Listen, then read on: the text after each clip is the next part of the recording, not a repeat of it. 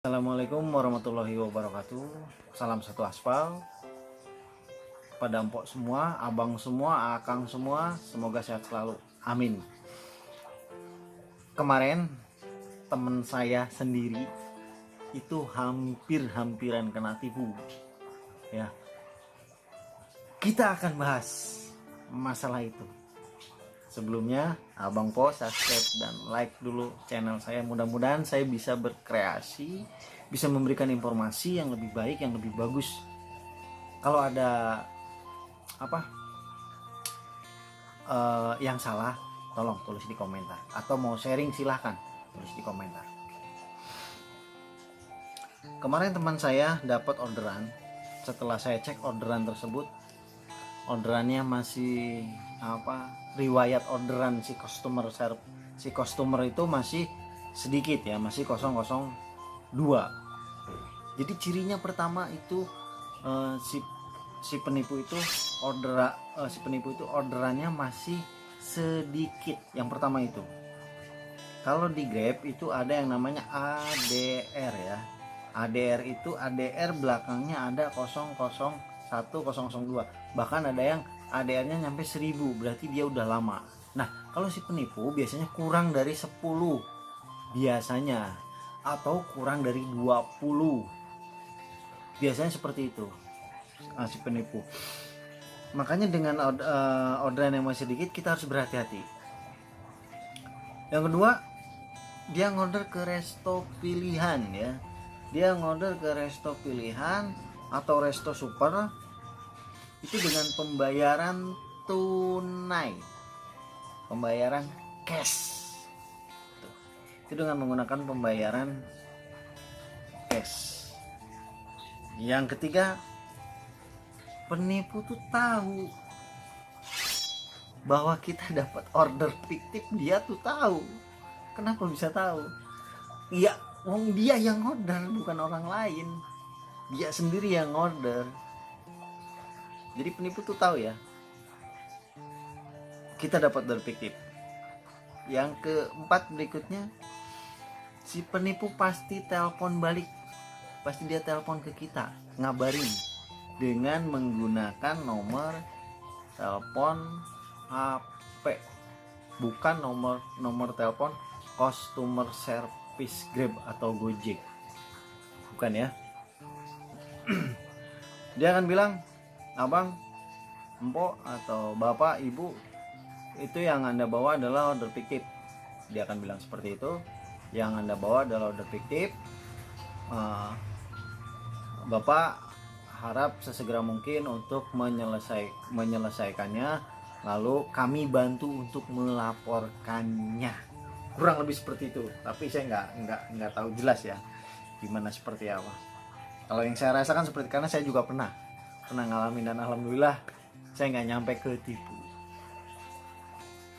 Yang berikutnya, kelima, dia tuh mengancam akan menonaktifkan akun kita atau PM, putus mitra.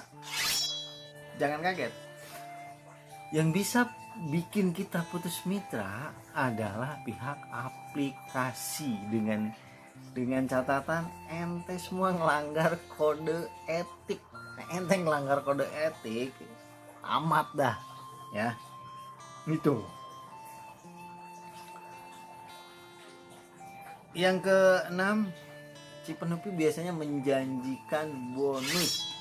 Ada bonus, ada uang yang belum diambil atau apalah, sehingga dia berusaha ke si driver, ke si korban tersebut untuk mengeluarkan ATM-nya lewat bank, mengeluarkan ATM-nya supaya dia bisa dikirim ke bank ya, dengan catatan dia yang pandu, dia yang mandu.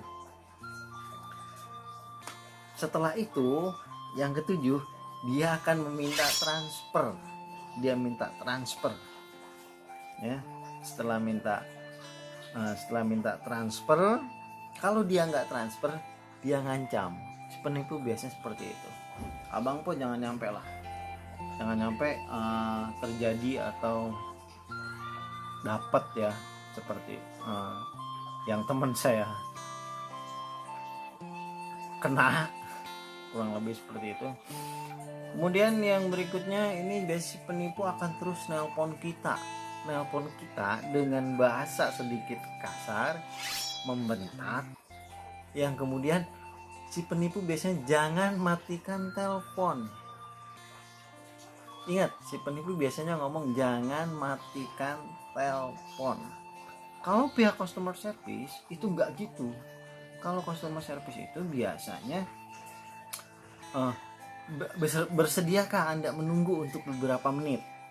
Karena akun Anda akan saya cek dulu gitu. Setelah kita menyebutkan nama, nomor telepon kita, kemudian bla bla bla bla, menyebutkan itu, ini dan sebagainya.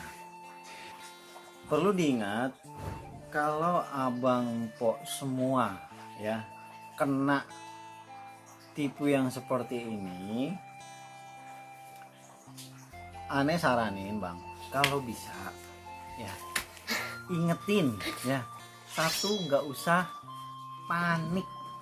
Intinya itu, ente nggak usah panik, ente nggak usah takut lain ini itu dan sebagainya, nggak usah. Jadi kalau ente takut, ente udah kena hipnotis. Kalau udah kena hipnotis, walah, kelar dah, uang berapapun pasti ente transfer tuh si penipu.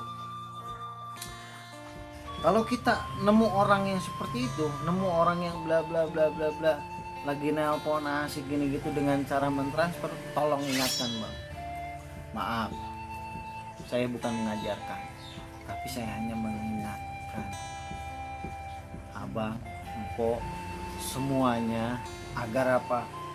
Agar kita jangan sampai kena tipu temen kita, jangan sampai kena tipu. Kasihan bang.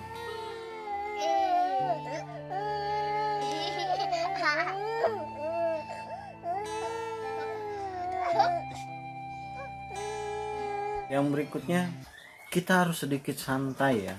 Ketika kita mendapatkan hal seperti itu, yang harus dilakukan kita tanyakan langsung ke pihak yang berwenang. Contoh, abang dari Grab kena tipu oleh yang mengaku-ngaku atas nama Grab, abang langsung telepon customer service Grab. Saya rasa itu 24 jam kok. Telepon, tanya apa bener abang dapat bonus, apa bener abang dapat ini itu lain dan sebagainya, dan abang jelasin ya bahwa saya ini dapat telepon dari yang ngaku-ngaku dari pihak aplikasi, mendapatkan bonus ini itu lain dan sebagainya. Ente jelasin, intinya ente kalau dapat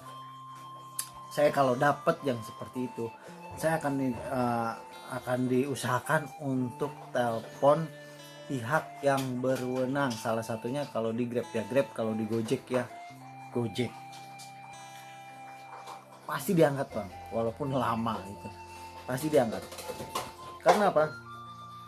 Saya juga pernah dapat telepon 4 kali, 2 kali dari Grab, 2 kali juga dari Gojek ya.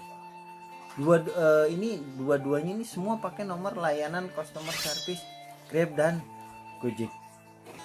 Itu udah pasti ya. Mereka nggak mau pakai nomor telepon HP. Kemudian ada SMS Grab ID. Grab ID itu benar-benar dari Grab atau Gojek ya. Dari Gojek Indonesia itu benar-benar dari Gojek. Kemudian dia lewat email. Karena apa? Kita juga pasang email ke pihak aplikasi seperti itu. Pasang email, pasang nomor telepon, kemudian kita punya akun. Dari akun ada notif. Di notif kita ketahuan kalau kita dapat, contoh ya, alhamdulillah saya udah dapat sembako walaupun cuma terima kasih banyak ya, dapat sembako itu yang bisa ditukar. Itu larinya ke notif, bukan kita yang ditelepon. Bukan.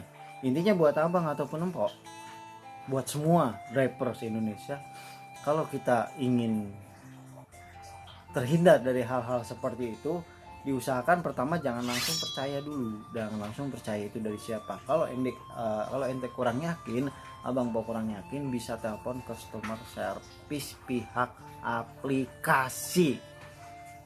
Nggak modal dikit pulsanya bang, saya yakin kok ada telepon gratisnya juga ya. Mungkin itu yang bisa saya sampaikan, mudah-mudahan bisa bermanfaat. Nanti untuk settingan HP yang berikutnya, insya Allah saya lagi nunggu Oppo sama nunggu Vivo lain dan sebagainya. Saya masih belum dapat HP-nya, dan saya berdoa mudah-mudahan ya Allah, yang sudah kena tipu, yang sudah kena musibah, mudah-mudahan Allah bisa mengganti, bisa melipat gandakan kerugian yang pernah dia alami, dan mudah-mudahan ya Allah dilancarkan rezekinya untuk driver ojek online ini, untuk semua masyarakat Indonesia di masa pandemi corona ini, dan mudah-mudahan di pandemi corona ini segera berakhir, amin ya Allah ya robbal alamin, dan disadarkan bagi mereka yang menipu. Karena apa? Kita nyari orderan aja udah susah, apalagi kita kena tipu. Sakit bang, gua pernah ngalamin bang, bukan orang lain ya. Wassalamualaikum warahmatullahi wabarakatuh, semoga bermanfaat. Terima kasih dan atur nuhun. Obet.